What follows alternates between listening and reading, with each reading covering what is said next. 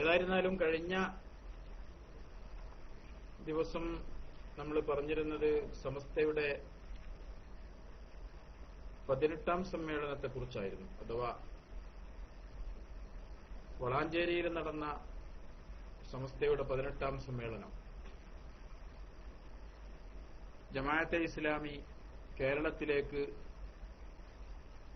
കാലുകുത്താൻ തുടങ്ങിയ സമയത്തായിരുന്നു ആ സമ്മേളനം നടന്നത് എന്നും നമ്മൾ അനുസ്മരിക്കുകയുണ്ടായി. ജമാഅത്തെ ഇസ്ലാമിയുടെ വളർച്ചയ്ക്ക് കേരളത്തിൽ തടയിടുന്നതായിരുന്നു ആ സമ്മേളനം എന്ന് നമുക്കതിൽ മനസ്സിലാക്കാൻ സാധിച്ചു. അതിന്റെ മുമ്പ് ഫറൂഖിൽ മീഞ്ചന്തയിൽ നടന്ന സമ്മേളനമായിരുന്നു സമസ്തയുടെ 17ാം സമ്മേളനം. വളരെ സുപ്രധാനമായ ഒരുപാട് പ്രമേയങ്ങൾ അവതരിപ്പിക്കപ്പെടുകയും വഹാബി പ്രസ്ഥാനത്തിന്റെ പുതിയ ആശയങ്ങൾ കേരളത്തിൽ കരുപ്പിടിപ്പിക്കുന്നതിൽ നിന്ന് അവരെ വലിയ ഒരളവിൽ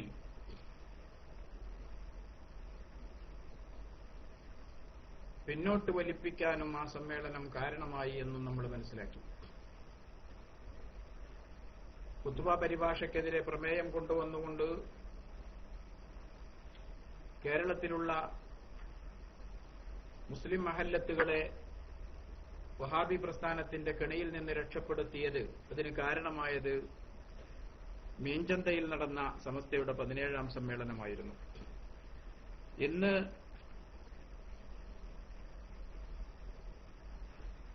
അതുപോലെ അല്ലെങ്കിൽ അതിലേറെ മഹത്തരമായ ചില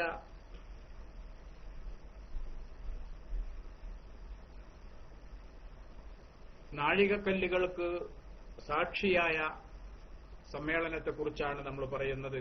1951 മാർച്ച് 23, 24, 25 തീയതികളിൽ വടകരയിൽ നടന്ന സമ്മേളനമായിരുന്നു സമസ്തയുടെ 19ാം സമ്മേളനം. ഈ സമ്മേളനത്തിന് ഒരുപാട് വലിയ പ്രാധാന്യങ്ങളുണ്ട്. അതിൽപ്പെട്ട വളരെ പ്രധാനപ്പെട്ട കാര്യങ്ങൾ എന്ന് പറയുന്നത് മഹാനായ ശംസുൽ ഉലമായി ഖദ്ദസല്ലാഹു തആല സിർറുൽ അസീസ് തങ്ങളും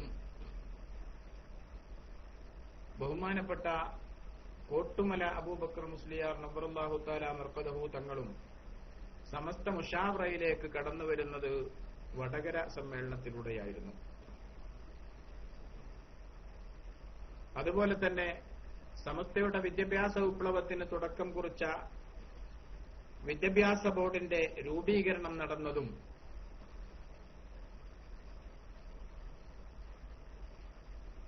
പ്രസ്തുത സമ്മേളനത്തിൽ തന്നെയാണ്. സമസ്തയുടെ സെക്രട്ടറിമാരിൽ വളരെ പ്രമുഖനായ കേരളത്തിലെ പണ്ഡിത തേജസ്സുകളിൽ സുപ്രധാന കണ്ണിയായ സമസ്തയുടെ വിദ്യാഭ്യാസ പ്രസ്ഥാനത്തിന്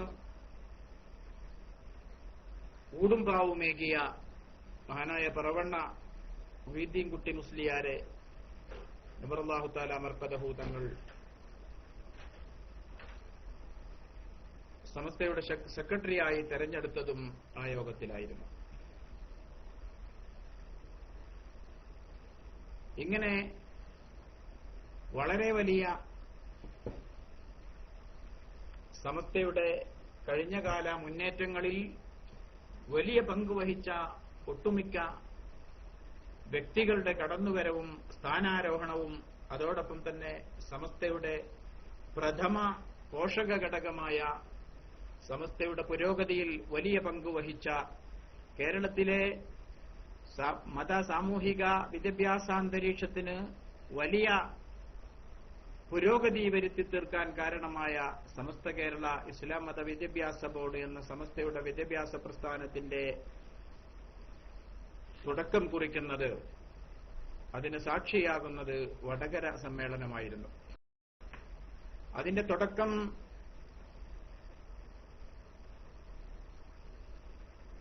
വിദ്യാഭ്യാസ ബോർഡിന്റെ ആലോചനകൾ ഏകദേശം വടകര സമ്മേളനത്തിന്റെ 6 കൊല്ലം മുമ്പ് മുതൽ നടക്കാൻ തുടങ്ങിയിട്ടുണ്ട്. അഥവാ 1945 കാര്യവട്ടത്ത് ചേർന്ന സമ്മേളനത്തിൽ മഹാനായ സയ്യിദ് അബ്ദുറഹ്മാൻ ബാഫക്കി തങ്ങൾ ചെയ്ത പ്രസംഗം സമസ്തക്ക് ഒരു വിദ്യാഭ്യാസ പ്രസ്ഥാനത്തിന്റെ ആവശ്യകതയെക്കുറിച്ചായിരുന്നു. 16/10/1949 ബാഫക്കി തങ്ങളുടെ അധ്യക്ഷതയിൽ ചേർന്ന മുഷാവറ യോഗം ഇബ്തിദായി മദ്രസകൾ സ്ഥാപിക്കുന്നതിനുള്ള പ്രചരണത്തിന് മഹാനായ മർഹൂം KP ഉസ്മാൻ സാഹിബിനെയും MK അയമു മുസ്ലിയാർ വല്ലപ്പുഴയെയും മുബല്ലിഗുമാരായി നിശ്ചയിച്ചത് വളാഞ്ചേരി സമ്മേളനം അനുസ്മരിച്ച സമയത്ത് നമ്മൾ അയവിറക്കിയതാണ്. അതിനുശേഷം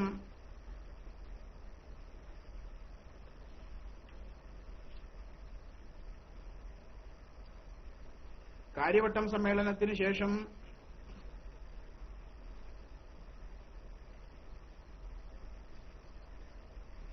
പട്ടാമ്പിയിൽ നടന്ന അഥവാ വല്ലപ്പുഴയിൽ നടന്ന സമ്മേളനത്തിലും 1950 വളാഞ്ചേരിയിൽ നടന്ന സമ്മേളനത്തിലുമൊക്കെ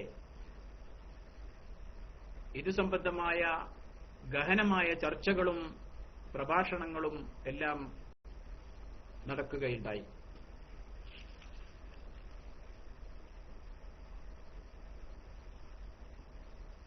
അതിനുശേഷം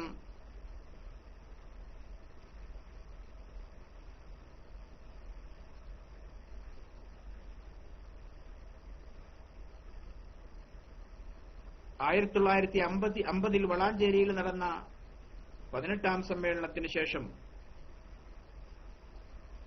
ആ സമ്മേളനത്തിൽ മഹാനായ ബാഫക്കി തങ്ങൾ നടത്തിയ പ്രഭാഷണം എത്രയും പെട്ടെന്ന് വിദ്യാഭ്യാസ പ്രസ്ഥാനം ആരംഭിക്കുന്നതിനെക്കുറിച്ചുള്ള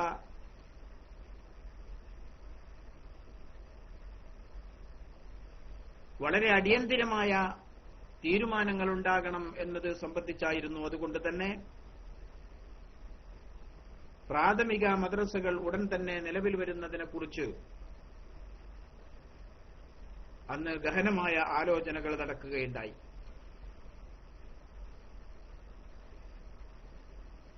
തൽഫലമായി മലബാറിന്റെ പല ഭാഗത്തും മദ്രസകൾ ഉയർന്നു വരാൻ തുടങ്ങി. മദ്രസകൾക്ക് ഒരു ഏകീകൃത പദ്ധതി രൂപം നൽകണമെന്നാവശ്യപ്പെട്ടുകൊണ്ട്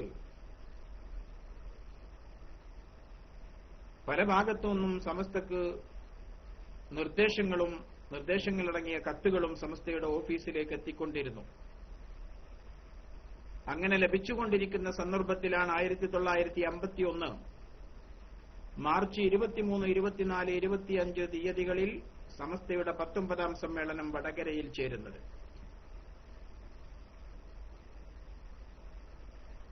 1950 വളാഞ്ചേരിയിൽ നടന്ന സമ്മേളനത്തിൽ തന്നെ അടുത്ത സമ്മേളനം വടകര ഹിദായത്തുൽ ഇസ്ലാം സഭയ്ക്ക് ഹിദായത്തുൽ അനാം സഭയ്ക്ക് കീഴിൽ നടത്തിത്തരണമെന്ന് വടകര സ്വദേശികൾ ആവശ്യപ്പെട്ടതനുസരിച്ചാണ് സമസ്തയുടെ 19ാം സമ്മേളനം വടകരയിലേക്ക് മാറ്റുന്നത്, വടകരയിൽ നടത്താൻ തീരുമാനിക്കുന്നത്.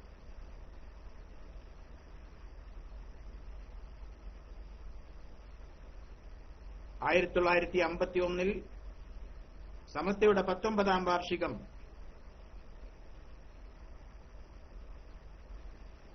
വടകര ഹിദായത്തുൽ അനാം സഭയുടെ ആവശ്യപ്രകാരം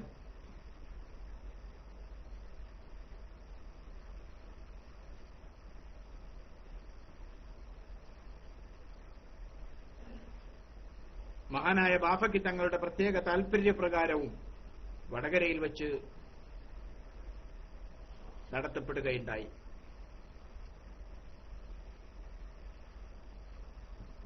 വളാഞ്ചേരി സമ്മേളനത്തിൽ ചേർന്ന മുഷാവറയുടെ തീരുമാനപ്രകാരം 30/11/1950 കോഴിക്കോട് ചേർന്ന മുഷാവറ യോഗത്തിലേക്ക് വടകര ഹിദായത്തുൽ അനാം പ്രതിനിധികളെ കൂടി ക്ഷണിച്ചു.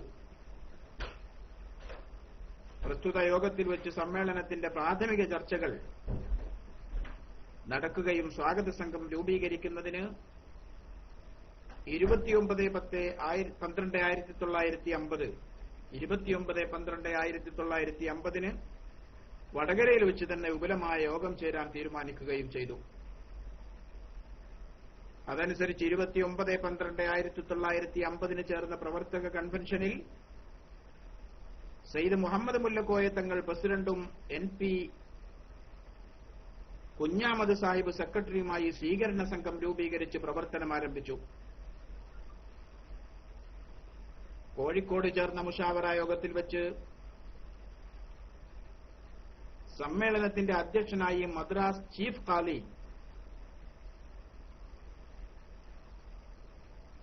മുഫ്തി മൗലാന മുഹമ്മദ് ഹബീബുള്ള സാഹിബിനെയും ഉദ്ഘാടകനായി മൗലാന ഖലീലുർ റഹ്മാൻ ബിഹാരിയെയും ക്ഷണിക്കാൻ തീരുമാനിച്ചിരുന്നു. വ്യവസ്ഥാപിതമായ പ്രചാരണ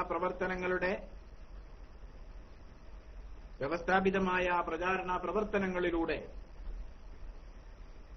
സമ്മേളന സന്ദേശം കേരളത്തിന്റെ എല്ലാ ഭാഗത്തും എത്തിക്കുന്നതിൽ സ്വീകരണ സംഘത്തിന്റെ പ്രവർത്തനം വളരെ വിജയം തന്നെയായിരുന്നു. ആ കാലത്ത് നമുക്കൊക്കെ ആലോചിച്ചാൽ അറിയാവുന്നതാണ്, ആവശ്യമായ രീതിയിലുള്ള വാഹന സൗകര്യമോ മറ്റു യാത്രാ സംവിധാനങ്ങളോ ഒന്നും തന്നെ ഇല്ലാത്ത കാലത്ത് നമ്മുടെ പൂർവീകരായ സാദാത്യങ്ങളും ഉലമാക്കളും കേരളത്തിന്റെ മുക്കുമൂലകളിൽ നിന്ന് വടകരയിൽ എത്തിച്ചേരാനും സമ്മേളനത്തിന്റെ പ്രചരണ പരിപാടികളിൽ ഏർപ്പെടാനുമൊക്കെ സഹിക്കേണ്ടി വന്ന ത്യാഗങ്ങളെക്കുറിച്ച് നമുക്ക് മനസ്സിലാക്കാവുന്നതേയുള്ളൂ.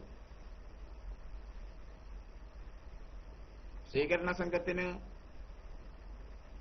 ഉപദേശ നിർദ്ദേശങ്ങൾ നൽകുന്നതിനായി അഡ്വൈസറി ബോർഡ് ബാഫക്കി തങ്ങളും ഐനിക്കാട് ഇബ്രാഹിം മുസ്ലിയാരും വടകര മുദരിസായിരുന്ന മൗലാന കുഞ്ഞായിൻ മുസ്ലിയാർ അഥവാ കോയപ്പ കുഞ്ഞായിൻ മുസ്ലിയാരുമായിരുന്നു അഡ്വൈസറി ബോർഡിലുണ്ടായിരുന്നത്. സമസ്ത ജോയിന്റ് സെക്രട്ടറിയായിരുന്ന O അബ്ദുറഹ്മാൻ സാഹിബ്, ഓഫീസ് സെക്രട്ടറിയായിരുന്ന KP ഉസ്മാൻ സാഹിബ് എന്നിവരുടെ സജീവ സാന്നിധ്യം സമ്മേളന പ്രവർത്തനങ്ങൾക്ക് വളരെയധികം ആവേശം നൽകിയിരുന്നു. വടകരയിലെ പാകിസ്ഥാൻ മൈതാനിയിൽ സമ്മേളനത്തിന് വിശാലമായ പന്തൽ സജ്ജീകരിച്ചിരുന്നു. 1951 ഈ വിപുലമായ സംവിധാനങ്ങളൊക്കെ സമസ്തയ്ക്ക് വേണ്ടി സമസ്തയുടെ പ്രവർത്തകർ ഒരുക്കുന്നത് എന്ന് നമ്മൾ ആലോചിക്കണം. 427 അടി നീളവും 262 അടി വീതിയുമുള്ള പന്തലിൽ 50ഓളം പേർക്ക് ഇരിക്കാവുന്ന സ്റ്റേജും തയ്യാറാക്കപ്പെട്ടിരുന്നു എന്നാണ്. സമസ്തയുടെ ചരിത്രത്തിൽ ആദ്യമാണ് ഇത്ര വിപുലമായ ഒരു സ്റ്റേജും സംവിധാനങ്ങളുമൊക്കെ ഒരുക്കുന്നത് എന്നുകൂടെ ഈ സമ്മേളനത്തെ അനുസ്മരിക്കുന്ന കുറിപ്പുകളിൽ കാണാൻ സാധിക്കും. മാർച്ച് 22 വ്യാഴാഴ്ച മൗലാന ഷിഹാബുദ്ദീൻ അഹമ്മദ് കോയ ഷാലിയാത്തിയോടൊപ്പം തീവണ്ടി മാർഗം വടകരയിലെത്തിയ സമ്മേളനാധ്യക്ഷൻ മൗലാന മുഹമ്മദ് ഹബീബുള്ള സാഹിബിനും മറ്റു നേതാക്കൾക്കും രാജോചിത സ്വീകരണമാണ് നൽകിയത്.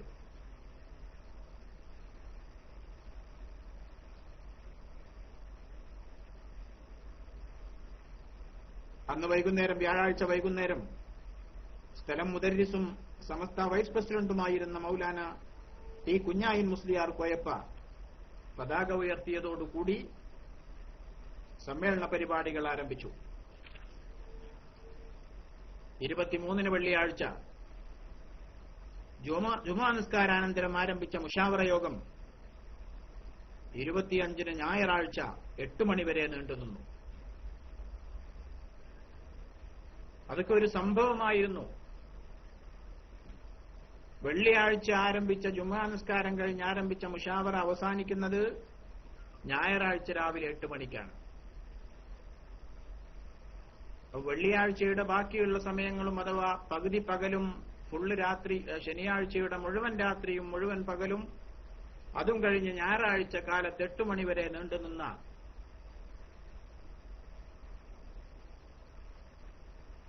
വളരെ ദീർഘമായ മുഷാവറ യോഗത്തിലാണ് സമസ്തയുടെ ചരിത്രത്തിലെ നാഴികക്കല്ലായ ഒരുപാട് തീരുമാനങ്ങൾ നേരത്തെ നമ്മൾ ഇവിടെ അനുസ്മരിച്ചതുപോലെ വിദ്യാഭ്യാസ ബോർഡിന്റെ രൂപീകരണം അടക്കമുള്ള സംഭവ ബഹുലമായ കാര്യങ്ങളൊക്കെ നടക്കുന്നത് എന്ന് നമുക്ക് മനസ്സിലാക്കാൻ സാധിക്കുന്നു. വൈസ് പ്രസിഡന്റ് മൗലാന കുഞ്ഞായിൻ മുസ്ലിയാരുടെ അധ്യക്ഷതയിലാണ് മുഷാവറ യോഗം ആരംഭിച്ചത്. കൈപ്പറ്റ മമ്മൂട്ടി മുസ്ലിയാർ, ചെറിയമുണ്ടം കുഞ്ഞിപ്പോക്കർ മുസ്ലിയാർ, ടി.കെ. ഇബ്രാഹിം മുസ്ലിയാർ, ജനറൽ സെക്രട്ടറിയായിരുന്ന പി.വി. മുഹമ്മദ് ഹാജി എന്നിവരുടെ നിര്യാണം മൂലം മുഷാവറയിൽ വന്ന ഒഴിവുകളിലേക്ക് ഷെയ്ഖുന ഷംസുൽ ഉലമ ഇ.കെ. അബൂബക്കർ മുസ്ലിയാർ, ഷെയ്ഖുന കോട്ടുമലാട്ടി അബൂബക്കർ മുസ്ലിയാർ, സി.പി. വാവ മുസ്ലിയാർ എടക്കുളം, പി.പി. മുഹമ്മദ് ഇമ്പിച്ചി മുസ്ലിയാർ എന്നിവരെ തെരഞ്ഞെടുത്തു. മഹാനായ ഷംസുൽ ഉലമയും കോട്ടുമല ഉസ്താദും നവറല്ലാഹു തആല മറാഖിദഹും അജ്മഈൻ ഇവരൊക്കെ സമസ്തയുടെ മുഷാവറയിലേക്ക് കടന്നുവരുന്ന വളരെ സുപ്രധാനമായ ഒരു സമ്മേളന നഗരിയായിരുന്നു വടകര സമ്മേളനത്തിന്റെ നഗരി. അവിടെ ചേർന്ന മുഷാവറ എന്നുള്ളതും സമസ്തയുടെ ചരിത്രത്തിലെ വളരെ പ്രധാനപ്പെട്ട ഒരേടാണ്. വൈസ് പ്രസിഡന്റുമാരിൽ ഒരാളായിരുന്നു അന്ന് മഹാനായ പറവണ്ണ. ബഹുമാനപ്പെട്ടവരെ ജനറൽ സെക്രട്ടറിയായി തെരഞ്ഞെടുത്തതും ആ മുഷാവറയിൽ വെച്ചാണ്. സമസ്തയുടെ നായകന്മാരിൽ വളരെ സുപ്രധാനികളായ 3 പേർ, മഹാനായ ഷംസുൽ ഉലമ, മഹാനായ കോട്ടുമല ഉസ്താദ്, അതിന്റെ മുമ്പേ സമസ്തക്ക് ദീർഘദൃഷ്ടിയോടുകൂടി നായകത്വം വഹിച്ചു പോന്നിരുന്ന മഹാനായ പറവണ്ണ, കോട്ടുമല ഉസ്താദും ഷംസുൽ ഉലമയും സമസ്തയിലേക്ക് കടന്നുവരുന്നതും അതോടൊപ്പം മഹാനായ പറവണ്ണ സമസ്തയുടെ ജനറൽ സെക്രട്ടറിയായി ചുമതലയേൽക്കുന്നതും വടകര സമ്മേളനത്തിലായിരുന്നു.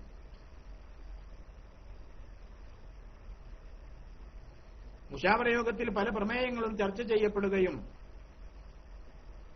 പൊതുസമ്മേളന പരിപാടികൾക്ക് രൂപം കാണുകയും ചെയ്തു. അതിൽപ്പെട്ട ആ ചർച്ചകളിൽ വന്ന വളരെ പ്രധാനപ്പെട്ട ഒരു പ്രമേയമാണ് ഇവിടെയൊക്കെ സമസ്തയുടെ ദീർഘദൃഷ്ടി നമുക്ക് കാണാൻ സാധിക്കും. സമൂഹത്തിലുണ്ടായിരുന്ന അനാചാരങ്ങൾക്ക്, അനീതികൾക്കെതിരെ സമസ്ത വളരെ നേരത്തെ മുതലേ ശബ്ദിച്ചിരുന്നു.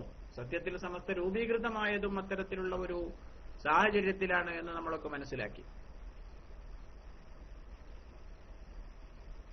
മഹാന്മാരുടെ മക്ബറകളോടനുബന്ധിച്ച്, നേർച്ചകളോടനുബന്ധിച്ച്, ആ മക്കാമുകളുമായി ബന്ധപ്പെട്ട നേർച്ചകളോടനുബന്ധിച്ചുണ്ടായിരുന്ന അനാചാരങ്ങൾക്കെതിരെ ശക്തമായ പ്രമേയം കൊണ്ടുവന്നുകൊണ്ട് വടകര സമ്മേളനത്തിൽ സമസ്ത കേരള ജംഇയ്യത്തുൽ ഉലമ സമൂഹത്തിലുള്ള അനാചാരങ്ങൾക്കെതിരെ ശബ്ദിച്ചു തുടങ്ങുന്നു എന്നുള്ളത് ഈ സമ്മേളനത്തിന്റെ വളരെ പ്രധാനപ്പെട്ട ഒരു നേട്ടമായി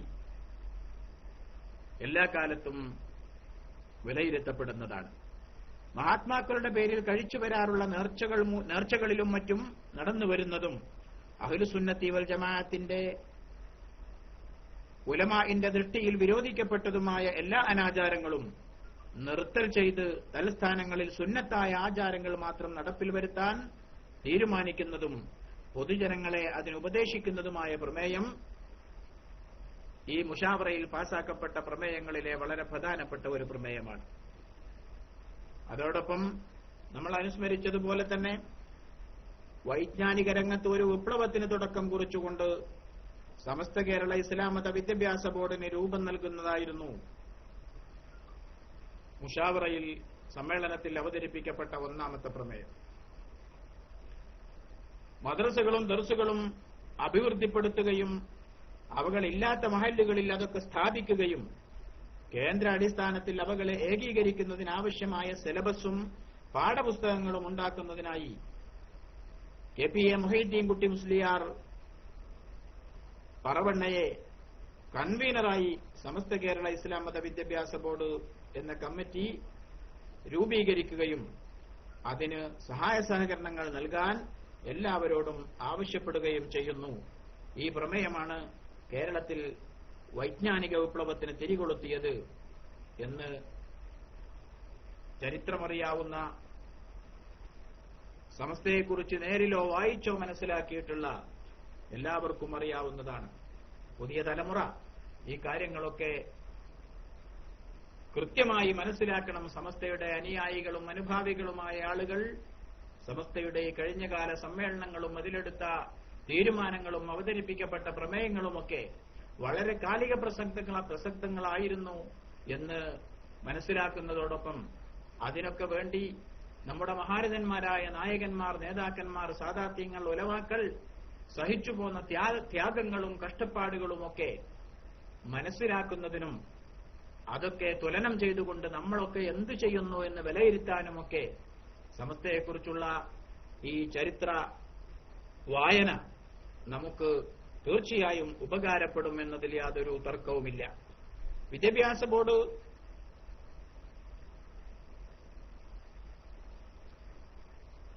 രൂപീകരണത്തിന്റെ പ്രമേയം വിശദീകരിച്ചുകൊണ്ട് മൗലാന പറവണ്ണ മുഹീദ്ദീൻ കുട്ടി മുസ്ലിയാർ സമാപന സമ്മേളനത്തിന് നടത്തിയ ആവേശോജ്വലമായ പ്രസംഗം സമ്മേളനത്തിൽ പങ്കെടുത്ത നിലവിൽ ജീവിച്ചിരിക്കുന്ന എല്ലാ ആളുകളും ഇന്നും വളരെ പ്രാധാന്യത്തോടെയാണ് ഓർക്കുന്നത് എന്നുള്ളതും സമസ്തയുടെ ആ പ്രമേയത്തിന്റെയും തുടർന്നുള്ള സമസ്തയുടെ മുന്നേറ്റത്തിന്റെയും പ്രാധാന്യത്തെ വിളിച്ചറിയിക്കുന്നതാണ്.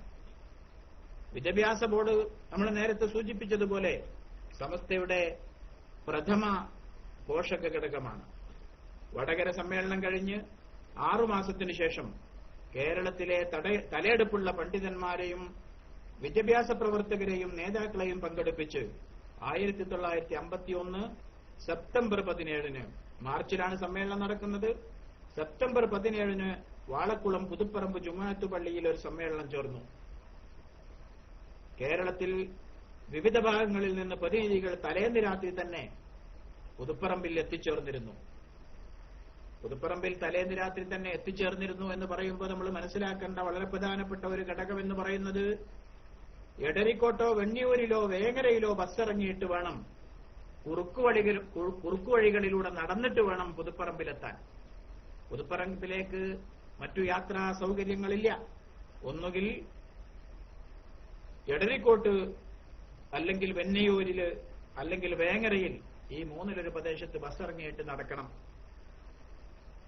മണിക്കൂറുകൾ താണ്ടി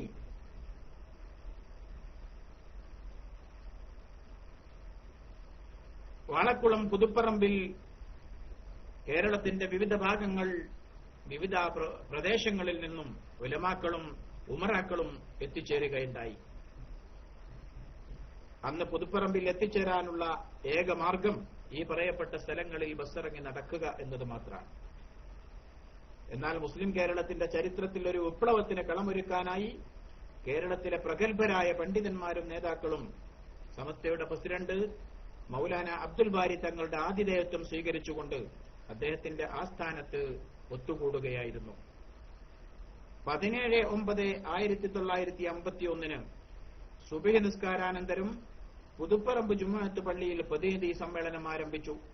മൗലാന പറവണ്ണ മുഹീദ്ദീൻ കുട്ടി മുസ്ലിയാർ അഥവാ സമസ്തയുടെ അന്നത്തെ സെക്രട്ടറി, വടകര സമ്മേളനത്തിൽ നിയുക്തനായ സെക്രട്ടറി മഹാനായ പറവണ്ണയായിരുന്നു വാളക്കുളത്തു ചേർന്ന ഈ പ്രതിനിധി സമ്മേളനത്തിന്റെ അധ്യക്ഷൻ.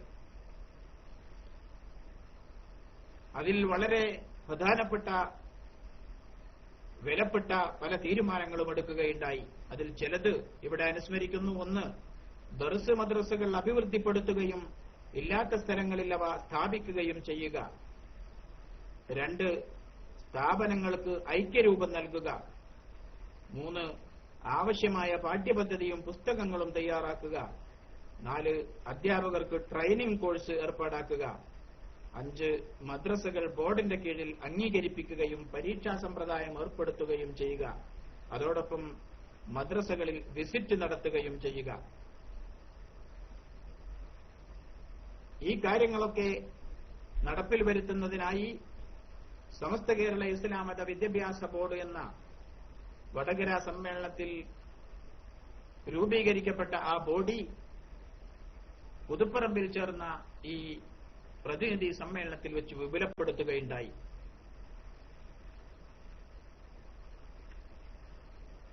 33 അംഗങ്ങൾ ഉൾക്കൊള്ളുന്ന അന്ന് തെരഞ്ഞെടുക്കപ്പെട്ട സമിതി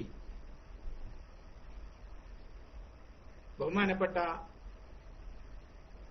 പറവണ്ണ മൊഹീദ്ദീൻകുട്ടി മുസ്ലിയാർ മഹാനവറുകളെ പ്രസിഡന്റും മഹാനായ KP ഉസ്മാൻ സാഹിബിനെ ജനറൽ സെക്രട്ടറിയും മഹാനായ സയ്യിദ് അബ്ദുറഹ്മാൻ ബാഫക്കി തങ്ങളെ ട്രഷററുമായി തെരഞ്ഞെടുക്കുകയുണ്ടായി. ഇവരടക്കം വിദ്യാഭ്യാസ ബോർഡിന്റെ പ്രഥമ ഔദ്യോഗിക ബോഡിയിലുണ്ടായിരുന്നത് 33 അംഗങ്ങളാണ്. പ്രസ്തുത യോഗത്തിൽ വെച്ച് തന്നെ പാഠപുസ്തകങ്ങളും സിലബസും തയ്യാറാക്കാനായി ഒരു സമിതിയെ രൂപീകരിച്ചു. മൗലാന പറവണ്ണ, KV മുത്തുക്കോയ തങ്ങൾ, KM കുഞ്ഞു മുസ്ലിയാർ, O അബ്ദുറഹ്മാൻ മുസ്ലിയാർ, P അബൂബക്കർ നിസാമി എന്നിവരായിരുന്നു പ്രഥമ സിലബസ് കമ്മിറ്റി അംഗങ്ങൾ.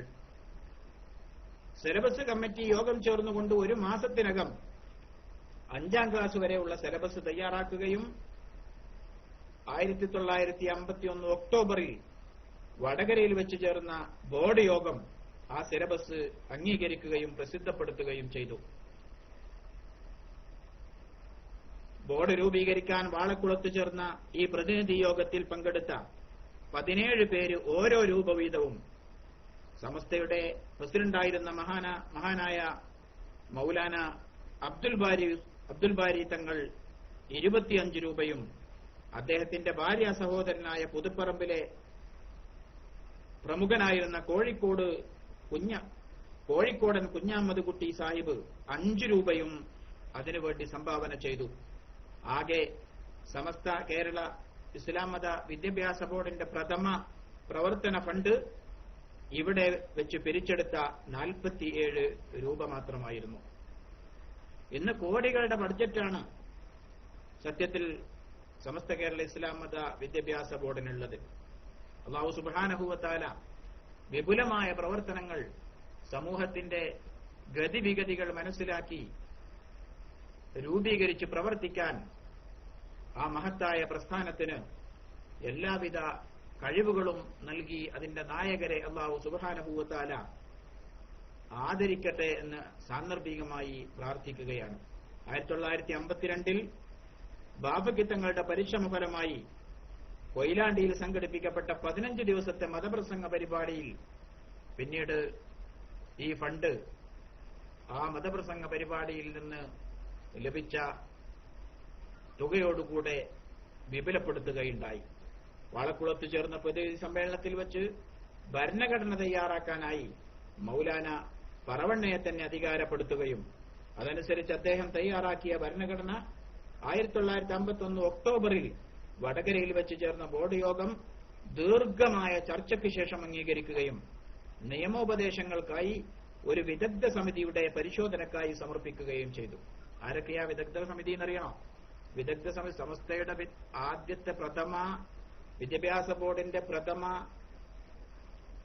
ഭരണഘടന ചർച്ച ചെയ്ത് അത് അംഗീകരിക്കുന്നത് അന്നത്തെ സുപ്രീം കോടതി ജഡ്ജിയായിരുന്ന വി ഖാലിദ്, വി പോക്കർ സാഹിബ്, ബാഫക്കി തങ്ങൾ, കെ അബ്ദുള്ള കോയ ഹാജി, NP കുഞ്ഞാമദ് സാഹിബ് വടകര എന്നിവരടങ്ങുന്ന പ്രഗത്ഭരായ ഈ ആളുകളൊക്കെ അടങ്ങുന്ന സമിതിയായിരുന്നു സമസ്ത കേരള ഇസ്ലാം മത വിദ്യാഭ്യാസ ബോർഡിന് മഹാനായ പറവണ്ണ അവർകൾ തയ്യാറാക്കിയ ഭരണഘടന ദീർഘമായ ചർച്ചയ്ക്ക് ശേഷം അതിന് അംഗീകാരം നൽകിയത്. ഭരണഘടനാ പരിശോധനയ്ക്ക് ശേഷം 52 മാർച്ച് 23 കൊയിലാണ്ടി ചേക്കുട്ടിപ്പള്ളിയിൽ ചേർന്ന ബോർഡ് യോഗം ഭരണഘടന അച്ചടിക്കാൻ തീരുമാനിച്ചു. വളരെയധികം വ്യക്തവും പ്രായോഗികവുമായ ഉദ്ദേശ ലക്ഷ്യങ്ങളാണ് ബോർഡിന്റെ ഭരണഘടന വിഭാവനം ചെയ്യുന്നത്. 1952 ഇത് എന്നോർക്കണം. മദ്രസകളുടെ ഏകീകരണവും അംഗീകരണവും ബോർഡ് വിഭാവനം ചെയ്യുന്നുണ്ട്. അന്ന് തന്നെ 5 പതിറ്റാണ്ടുകൾക്ക് മുമ്പ് പണ്ഡിതന്മാർ തയ്യാറാക്കിയ ഭരണഘടനയിൽ ഭൗതിക വിദ്യാഭ്യാസം പ്രോത്സാഹിപ്പിക്കാൻ സ്കൂൾ, കോളേജ്, സാങ്കേതിക വിദ്യാഭ്യാസ സ്ഥാപനങ്ങൾ എന്നിവ സ്ഥാപിച്ചു നടത്തുവാനും ആവശ്യപ്പെടുന്നുണ്ട്. അപ്പൊ 1952 ഭൗതിക വിദ്യാഭ്യാസം മതവിദ്യാഭ്യാസത്തിനെതിരല്ലാത്ത രീതിയിൽ ആവിഷ്കരിച്ച് നടപ്പിൽ വരുത്തുന്നതിന് വേണ്ടി സമസ്ത കേരള ഇസ്ലാം മത വിദ്യാഭ്യാസ ബോർഡ് എന്ന സമസ്തയുടെ വിദ്യാഭ്യാസ പ്രസ്ഥാനം, സമസ്ത വിദ്യാഭ്യാസത്തിന് വേണ്ടി സമസ്ത പ്രത്യേകിച്ച് രൂപീകരിച്ചിട്ടുള്ള സമസ്തയുടെ പ്രഥമ പോഷക ഘടകം 1952 തന്നെ അതിനു വേണ്ട ഭരണഘടന തയ്യാറാക്കുകയും അതിനുവേണ്ട നീക്കങ്ങൾ നടത്തുകയും ചെയ്തു എന്നത് നമ്മുടെ പൂർവ്വസൂരികളായ പണ്ഡിതന്മാരുടെ, സമസ്തയുടെ മഹാരഥന്മാരായ കഴിഞ്ഞകാല നേതാക്കന്മാരുടെ ദീർഘദൃഷ്ടിയും വിദ്യാഭ്യാസത്തോടുള്ള സമൂഹത്തിന്റെ പുരോഗതിയിലുള്ള വിദ്യാഭ്യാസപരമായ പുരോഗതി നേടിക്കൊടുത്താൽ മാത്രമേ സമൂഹത്തിന് ഉയർച്ച ഉണ്ടാവുകയുള്ളൂ എന്ന കാഴ്ചപ്പാടിന്റെ ഒരു വളരെ വ്യക്തമായ രൂപരേഖയായി നമുക്കതിനെ മനസ്സിലാക്കാൻ സാധിക്കും. സമസ്ത കേരള ജംഇയ്യത്തുൽ ഉലമയുടെ ആദർശോദ്ദേശം പരിശുദ്ധ സുന്നത്ത് ജമാഅത്തിന്റെ അടിസ്ഥാനത്തിൽ നിലകൊള്ളുന്ന കേരളത്തിലെ എല്ലാ മദ്രസകളെയും ദർസുകളെയും ഒരേ പാഠ്യപദ്ധതിയിൽ ഏകീകരിപ്പിക്കുക, അത്തരം മദ്രസകൾക്കും ദർസുകൾക്കും ആവശ്യമായ പാഠ്യപദ്ധതികളും അതിനാവശ്യമായ പാഠകിതാബുകളും അംഗീകരിച്ച് പ്രസിദ്ധീകരിക്കുക, നിശ്ചിത ഫോറത്തിൽ അപേക്ഷിക്കുന്ന മദ്രസകൾക്കും ദർസുകൾക്കും അംഗീകാരത്തിന് അർഹമാണെന്ന് തെളിയുന്ന പക്ഷം അംഗീകാരം നൽകുക, എന്നിട്ടതിന് സാക്ഷ്യപത്രം നൽകുക, അംഗീകൃത മദ്രസകളും ദർസുകളും നിർദ്ദേശങ്ങൾ അനുസരിച്ച് നടപ്പിൽ വരുത്തുന്നുണ്ടോ എന്ന് പരിശോധിക്കാനായി ആവശ്യമായ ഉദ്യോഗസ്ഥന്മാരെ നിയമിക്കുക തുടങ്ങിയതെല്ലാം ഇനിയും ധാരാളമുണ്ട്. അങ്ങനെയുള്ള ബലപ്പെട്ട നിർദ്ദേശങ്ങളൊക്കെ ഭരണഘടനയിൽ അന്ന് തന്നെ എഴുതി ചേർക്കപ്പെട്ടിരുന്നു. ഭൗതിക വിദ്യാഭ്യാസം പ്രോത്സാഹിപ്പിക്കുന്നതിന് സ്കൂൾ, കോളേജ്, സാങ്കേതിക വിദ്യാഭ്യാസ സ്ഥാപനങ്ങൾ എന്നിവ സ്ഥാപിച്ച് നടത്തുക എന്നതും വിദ്യാഭ്യാസ ബോർഡിന്റെ ഭരണഘടനയിലെ വളരെ പ്രധാനപ്പെട്ട ഒരു ഘടകമാണ് എന്ന് മനസ്സിലാക്കുമ്പോൾ നമുക്ക് സമസ്തയുടെ നേതാക്കളുടെ ദീർഘദൃഷ്ടി ഒന്നുകൂടെ മനസ്സിലാക്കാൻ സാധിക്കും. ഇതൊക്കെ പറഞ്ഞുകൊണ്ട് സമസ്തയെ എതിർക്കുന്ന കപടന്മാർക്ക് അല്ലെങ്കിൽ ഞാഞ്ഞൂലുകൾക്ക്, വിഘടനവാദികൾക്ക്, സമൂഹത്തിന്റെ പുരോഗതിയിൽ താൽപര്യമില്ലാത്ത കേവലം സംഘടനാ പക്ഷപാതിത്വത്തോടുകൂടി നീങ്ങുന്ന ആളുകൾക്ക് ഇതിൽ നിന്നൊക്കെ ഒരുപാട് മനസ്സിലാക്കാനുണ്ട്. പക്ഷേ ഇതൊക്കെ അറിഞ്ഞിട്ടും കണ്ണും പൂട്ടി സമസ്തയെ എതിർക്കുക എന്നുള്ള ലക്ഷ്യത്തോടു കൂടിയാണ് കേരളത്തിലെ പല പുരോഗമനത്തെ അവകാശപ്പെടുന്ന പ്രസ്ഥാനങ്ങളും പ്രവർത്തിക്കുന്നത് എന്നുള്ളതാണ് വസ്തുത.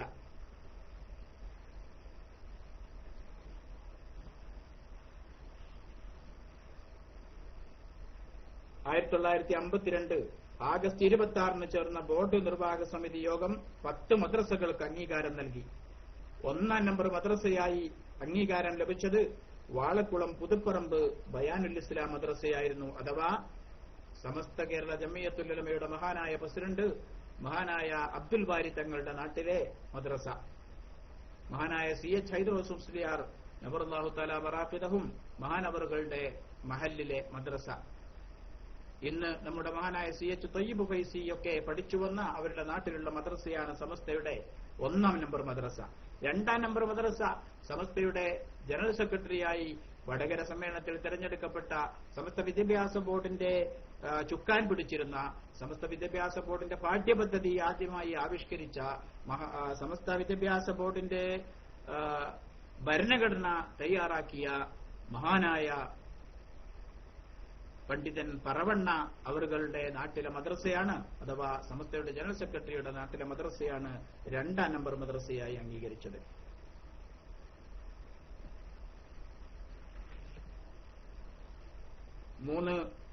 വളവന്നൂർ വരമ്പനാലയിലെ ദാറുൽ ഇസ്ലാം മദ്രസ. 4 തിരൂർ അന്നാരയിലെ സിറാജുൽ ഉലൂം മദ്രസ. 5 തൃശൂർ ജില്ലയിലെ കല്ലൂർ വടക്കേക്കാട് മഹാനായ ഈയിടെ നമ്മളിൽ നിന്ന് വഫാത്തായി പോയ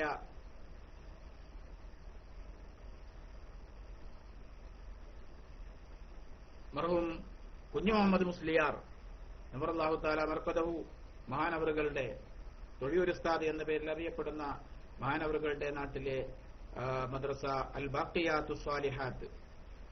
6-ാമത് കോട്ടക്കൽ താലിമുൽ ഇസ്ലാം മദ്രസ. 7-ാമത് എടരിക്കോട് മുനവ്വറുൽ ഇസ്ലാം മദ്രസ. 8-ാമതായി AR നഗറിലെ കക്കാടംപുറം മദ്ഹറുൽ ഉലൂം മദ്രസ കൊടുവായൂർ. 9 തോഴന്നൂർ, രണ്ടത്താണിക്കടുത്ത തോഴന്നൂർ മുനവ്വിറുൽ ഇസ്ലാം മദ്രസ, 10 നിറമരുതൂരിനടുത്ത വള്ളിക്കാഞ്ഞിരം ഹിദായത്തുൽ മുസ്ലിമീൻ മദ്രസ എന്നിങ്ങനെയാണ് ആദ്യമായി അംഗീകാരം നൽകപ്പെട്ട സമസ്തയുടെ 10 മദ്രസകൾ. ഈ മദ്രസകളിലൊക്കെ വിസിറ്റ് നടത്തുന്നതിനായി തീരുമാനിക്കപ്പെട്ടതനുസരിച്ച് ആദ്യമായി മദ്രസയിൽ വിസിറ്റ് നടത്തിയത് ബോർഡിന്റെ അംഗങ്ങൾ തന്നെയായിരുന്നു. മഹാനായ പറവണ്ണവറുകളും മഹാനായ ഉസ്മാൻ സാഹിബും അടക്കമുള്ളവരാണ് ആദ്യകാലത്ത് മുഫത്തിഷുകളായി മദ്രസയിൽ അനൌദ്യോഗിക മുഫത്തിഷുകളായി വിസിറ്റ് നടത്തിയിരുന്നത്.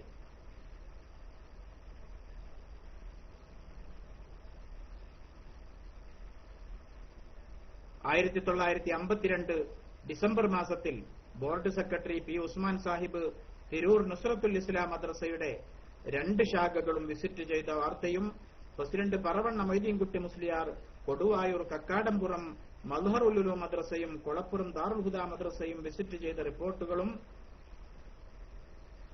അക്കാലത്ത് അൽബയാനിൽ പ്രസിദ്ധീകരിക്കപ്പെട്ടിട്ടുണ്ടായിരുന്നു. റിപ്പോർട്ടിന് താഴെ പ്രത്യേക അറിയിപ്പ് എന്ന് കൊടുത്തുകൊണ്ട് മദ്രസകൾ സന്ദർശിക്കുവാനും പരിശോധിക്കുവാനും ജനാബ് എം അബ്ദുസ്സലാം മൗലവി ചെറിയമുണ്ടം അവറുകളെ ബോർഡ് അധികാരപ്പെടുത്തിയ വിവരം മദ്രസ ഭാരവാഹികളെ ഇതിനാൽ അറിയിക്കുന്നു എന്നും അതിൽ പരസ്യപ്പെടുത്തിയിരുന്നു. പക്ഷേ ഇവിടെ നമ്മൾ പറയുന്ന ജനാബ് എം അബ്ദുസ്സലാം മുസ്ലിയാർ സമസ്തയുടെ ഔദ്യോഗിക പ്രഥമ മുഫത്തിഷല്ല. അബ്ദുസ്സലാം മൗലവിയെ വിസിറ്ററായി നിയമിച്ചത് തൽക്കാലത്തേക്കായിരുന്നു. പ്രഥമ മുഫത്തിഷായി നിയമിക്കപ്പെടാൻ ഭാഗ്യം ലഭിച്ചത് CK അബ്ദുസ്സലാം മുസ്ലിയാർ ബാക്കവി പയ്യോളിക്കാരനായിരുന്നു. പയ്യോളിക്കാരനായിരുന്ന CK അബ്ദുസ്സലാം മുസ്ലിയാർ ബാക്കവി അവർകളായിരുന്നു സമസ്തയുടെ പ്രഥമ മുഫത്തിഷ് വിദ്യാഭ്യാസ ബോർഡിന്റെ. 1953 ഒക്ടോബർ 1 അദ്ദേഹം മുഫത്തിഷായി നിയമിക്കപ്പെട്ടു. അന്ന് അംഗീകൃത മദ്രസകളുടെ എണ്ണം 58 ആയിട്ടുണ്ടായിരുന്നു. ഇന്ന് നമുക്കറിയാം 1951 രൂപം കൊണ്ട് തുടക്കത്തിൽ 10 മദ്രസകൾക്ക് അംഗീകാരം നൽകിയ മഹത്തായ വിദ്യാഭ്യാസ ബോർഡ് 1956 ആയപ്പോഴേക്കും 149 മദ്രസകൾക്ക് അംഗീകാരം നൽകി. 1961 767 മദ്രസകൾ, 1966 1838 മദ്രസകൾ, അങ്ങനെ 2010 ആകുമ്പോ 8929 മദ്രസകളും, ഇന്ന് 2015 ആകുമ്പോ ഏകദേശം 10,000-ഓളം മദ്രസകൾക്ക് മഹത്തായ 10,000 കവിഞ്ഞു എന്ന് തോന്നുന്നു, കൃത്യമായ കണക്ക് എന്റെ അടുത്തില്ല. മഹത്തായ സമസ്ത കേരള ഇസ്ലാം മത വിദ്യാഭ്യാസ ബോർഡ് അതിന് മേൽനോട്ടം വഹിച്ചുകൊണ്ടിരിക്കുകയാണ്. ഇവിടെ വളരെ സുപ്രധാനമായ ഒരു സംഭവം എന്ന് പറയുന്നത് കേരളത്തിലെ ഗവൺമെന്റിന് പോലും സാധിക്കാത്ത രൂപത്തിൽ വളരെ അച്ചടക്കത്തോടുകൂടി പരീക്ഷാ സമ്പ്രദായം, യാതൊരു തരത്തിലുള്ള പരീക്ഷാ പേപ്പറുകൾ ചോരലോ അല്ലെങ്കിൽ ഏതെങ്കിലും തരത്തിലുള്ള ക്രമക്കേടുകളോ ഇല്ലാതെ വളരെ ചിട്ടയോടുകൂടി സമസ്തയുടെ ഈ 10,000 മദ്രസകളിലും 5, 7, 10, 12 ക്ലാസുകളിൽ പൊതുപരീക്ഷയടക്കമുള്ള പരീക്ഷകൾ നടത്തിവരുന്നു എന്നുള്ളത് ലോകത്ത് തന്നെ കാണാൻ സാധിക്കാത്ത വളരെ വലിയ അതിമഹത്തായ ഒരു സംവിധാനമായി നമുക്ക് കാണാൻ സാധിക്കുന്നു. അത് മഹാന്മാരായ നമ്മുടെ ഇഖ്ലാസിന്റെ നിറകുടങ്ങളായ സാദാത്യങ്ങളുടെയും സയ്യിദ് അബ്ദുറഹ്മാൻ ബാഫക്കി തങ്ങളെ പോലുള്ള മഹാന്മാരായ സാദാത്യങ്ങളുടെയും മഹാനായ ശംസുല്ലുലമ, മഹാനായ പറവണ്ണ തുടങ്ങിയ മഹാരഥന്മാരായ നമ്മുടെ ആലിമീങ്ങളുടെ പ്രവർത്തനവും അവരുടെ ഇഖ്ലാസും, അതോടൊപ്പം മഹാനായ അബ്ദുൽ ബാരി തങ്ങളുടെ കൈകൊണ്ട് കിട്ടിയ പ്രഥമമായ ഫണ്ടും ഒക്കെയാണ് ഇതിന്റെ ബറക്കത്തായി നമുക്ക് കാണാൻ സാധിക്കുന്നത്. സമസ്തയുടെ കറാമത്തായി അതൊക്കെ നിലനിൽക്കുകയാണ്. അല്ലാഹു സുബ്ഹാനഹു വ തആല സമസ്ത കേരള ജമിയത്തുൽ ഉലമയുടെ ഖാദിമീങ്ങളായി മരണം വരെ നിലകൊള്ളാൻ നമുക്ക് തൗഫീക്ക് നൽകുമാറാകട്ടെ. കേരളത്തിൽ എന്നല്ല, ലോകത്തിന്റെ ഏതു ഭാഗത്ത് പോയി അന്വേഷിച്ചാലും നമുക്കിന്ന് സമസ്ത കേരള ഇസ്ലാം മത വിദ്യാഭ്യാസ ബോർഡിന്റെ വിദ്യാഭ്യാസ പ്രസ്ഥാനങ്ങളെക്കുറിച്ച്, അതിന്റെ വിദ്യാഭ്യാസ നയങ്ങളെക്കുറിച്ച്, അതിന്റെ വിദ്യാഭ്യാസ പരിപാടികളെക്കുറിച്ച് അറിയാൻ സാധിക്കുന്നു. ലോകത്തിന്റെ എല്ലാ ഭാഗത്തും സമസ്തയുടെ വിദ്യാഭ്യാസ പ്രവർത്തനങ്ങൾ, അതിന്റെ മദ്രസ സംവിധാനങ്ങൾ പരന്നുകിടക്കുന്നു എന്നുള്ളതൊക്കെ സമസ്തക്ക് മാത്രം അവകാശപ്പെടാൻ സാധിക്കുന്ന വസ്തുതകളാണ് എന്നുള്ളതും നമുക്കൊക്കെ സമസ്തയുടെ പ്രവർത്തകർ എന്നുള്ള നിലക്ക് അഭിമാനിക്കാൻ വക നൽകുന്നതാണ്. മറ്റുള്ളവരൊക്കെ എന്തൊക്കെ പറഞ്ഞാലും, ഇപ്പൊ ഈ അടുത്ത് ഒരു ഭാഗത്തിന്റെ മദ്രസയുടെ എണ്ണം കണ്ടിരുന്നു, എത്ര 8,000 എങ്ങനെയാണ് നമ്പറിട്ട കോലങ്ങളൊക്കെ നേരത്തെ നമുക്ക് കാണാൻ സാധിച്ചിട്ട്, ബഹുമാനപ്പെട്ട നാട്ടിക ഉസ്താദിന്റെ ഭാഷയിൽ പറഞ്ഞാൽ ലോഡ്ജിന് നമ്പർ ഇടുന്നത് പോലെ 1 മുതൽ 10 വരെ പോവുകയും 10 മുതൽ പിന്നെ 10, 20, 30 അങ്ങനെ പോവുകയും 100 കഴിഞ്ഞാൽ 101 എന്നുണ്ടാകില്ല, പിന്നീട് 100, 200 അങ്ങനെ പോവുകയും, ഇങ്ങനെ പോയാൽ പോലും 8,000 മദ്രസയായിട്ടുണ്ടാകില്ല എന്ന കാര്യത്തിൽ തർക്കമില്ല. ആൾ ഇന്ത്യ തലത്തിലാണെങ്കിലും അത്രയും മദ്രസകൾ കൃത്യമായി സമസ്ത കേരള ജംഇയ്യത്തുൽ ഉലമയുടെ വിദ്യാഭ്യാസ പ്രസ്ഥാനമായ സമസ്ത കേരള ഇസ്ലാം മത വിദ്യാഭ്യാസ ബോർഡ് പ്രസിദ്ധീകരിക്കുന്നത് പോലെ കൃത്യമായി എണ്ണമിട്ടുകൊണ്ട് മദ്രസകളെ ഒന്ന് കാണിച്ചു തരൂ പ്രിയപ്പെട്ടവരെ എന്ന് ഒന്ന് ചോദിച്ചാൽ അതിന് കൃത്യമായി മറുപടി പറയാൻ സാധിക്കാത്ത അവസ്ഥയാണ് അവർക്കുള്ളത്. എന്തെങ്കിലുമൊക്കെ പറയുക എന്നുള്ളതല്ലാതെ വസ്തുനിഷ്ഠമായി അത് ഇന്നേവരെ തെളിയിക്കപ്പെട്ടിട്ടില്ല എന്നതാണ് സത്യം എന്നുകൂടെ നമ്മൾ മനസ്സിലാക്കുക. നമ്മളാരെയും ഇകഴ്ത്തുകയല്ല, നമ്മൾ സമസ്തയുടെ പ്രവർത്തനത്തിന്റെ രീതിയെ ഓർമ്മപ്പെടുത്തുക മാത്രമാണ്. അത് ആരുടെയും വലുപ്പം എന്ന് നമ്മൾ പറയുന്നില്ല. ഇതിന് തുടക്കം കുറിച്ച മഹാന്മാരായ അള്ളാഹുവിന്റെ ആരിഫ്യങ്ങളും ഔലിയാക്കളുമായ പണ്ഡിതരുടെയും സാദാത്യങ്ങളുടെയും ഇഖ്ലാസ് നിറഞ്ഞ പ്രവർത്തനവും അവരുടെ ഇൽമൊന്നും തുളുമ്പിപ്പോകാതെ അതൊക്കെ അള്ളാഹുവിനെ പേടിച്ചുകൊണ്ട് പ്രബോധനം നടത്തുന്നതിൽ അവർ കാണിച്ച ശുഷ്കാന്തിയും ഒന്നു മാത്രമായിരുന്നു. അവിടെയാണ് അള്ളാഹുവിന്റെ സഹായം അവർക്ക് ഇടമുറിയാതെ, കലർപ്പില്ലാതെ, എവിടെയും അണമുറിയാത്ത രീതിയിൽ വന്നുകൊണ്ടിരുന്നത്. ഇന്നും അത് തുടർന്നുകൊണ്ടിരിക്കുന്നു. അള്ളാഹു സുബ്ഹാനഹു വ തആല അതിനെ വളരെ സുഗമമായ രീതിയിൽ വിപുലപ്പെടുത്താനും കാലത്തിനനുയോജ്യമായ രീതിയിൽ സാമൂഹികമായ മേഖലകളിലൊക്കെ ഇടപെട്ടുകൊണ്ട് വിദ്യാഭ്യാസം പകർന്നു കൊടുത്തുകൊണ്ട് ഉമ്മത്തിനെ വിജയത്തിലേക്ക് നയിക്കാനും സമസ്ത കേരള ഇസ്ലാം മത വിദ്യാഭ്യാസ ബോർഡിന് സാധിക്കുമാറാകട്ടെ. അതിന്റെ അണിയറ ശില്പികൾക്ക് അതിനല്ലാഹു സുബ്ഹാനഹു വ തആല തൗഫീഖ് നൽകട്ടെ എന്ന് ആത്മാർത്ഥമായി ദുആ ചെയ്തുകൊണ്ട് തൽക്കാലം ഇന്ന് അവസാനിപ്പിക്കുന്നു. ഇൻഷാ അല്ലാഹ് സമസ്തയുടെ 20ാം സമ്മേളനത്തെക്കുറിച്ച് മറ്റൊരു ദിവസം നമുക്ക് ഇതുപോലെ പറയാം. അല്ലാഹു അനുഗ്രഹിക്കട്ടെ. വആഖിറു ദഅവാന അനിൽ ഹംദുലില്ലാഹി റബ്ബിൽ ആലമീൻ. അസ്സലാമു അലൈക്കും വറഹ്മത്തുള്ളാഹി.